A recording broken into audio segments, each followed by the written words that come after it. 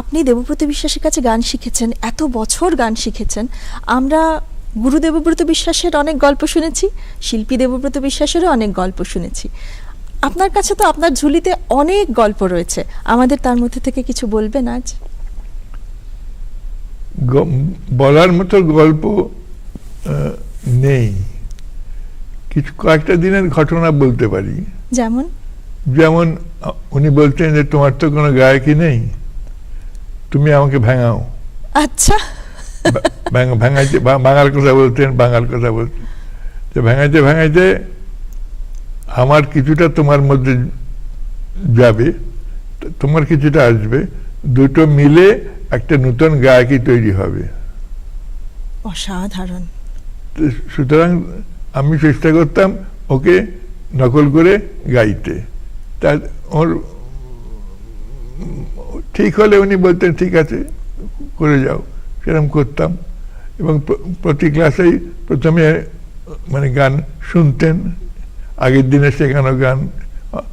আমরা একটা গান প্রায় 4 দিন, মাসে একটা, প্রথমে অর্ধেক, দ্বিতীয় দিন অর্ধেক, তৃতীয় দিন কীরকম এক্সপ্রেশনে গাইতে হবে সেটা শেখাতেন, চতুর্থ দিন একা একা শুনতেন। আচ্ছা, এরমভাবে আমরা শিখেছি। এখনকার ছেলেমেয়েরা ভাবতেও পারে না, এবার যে মাস্টারমশাই ফাঁকিয়ে দিচ্ছে। যাই হোক, আমরা এরমভাবে শিখেছি। আমরা ছোটবেলা থেকে শুনেছি যে গানে যদি ভাব আনতে চাও, রবীন্দ্রনাথের গানের ভাবের দিকটা যদি সব থেকে বেশি তোমাদের ক্ষেত্রে, তোমাদের কাছে গুরুত্বপূর্ণ হয়, তাহলে দেবব্রত বিশ্বাসের গান শোনো। সেক্ষেত্রে আপনি তো সাক্ষাৎ তাঁর ছাত্র, আমাদের কিছু দুই একটা একটু দেখাবেন যে কেমন ভাবে উনি এই বিষয়ে জোর দিতেন বা কিভাবে শেখাতেন? সেটা বলা মুশকিল এখন, মানে উনি কিভাবে শেখাতেন সেটা আমি, বা ধরুন উচ্চারণ, গান, রবীন্দ্র গানের উচ্চারণের ক্ষেত্রে উনি কিভাবে জোর দিতেন?